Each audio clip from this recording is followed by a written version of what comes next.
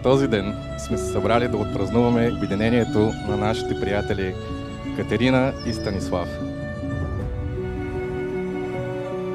И най-важното нещо, което можехте да направите като доказателство за вашата вярност и любов, е да сключите брак. Бракът е като строене на къща. Изисква постоянство, ангажираност и постоянно подобрение. Но не трябва да забравяте, че трябва да се забавлявате.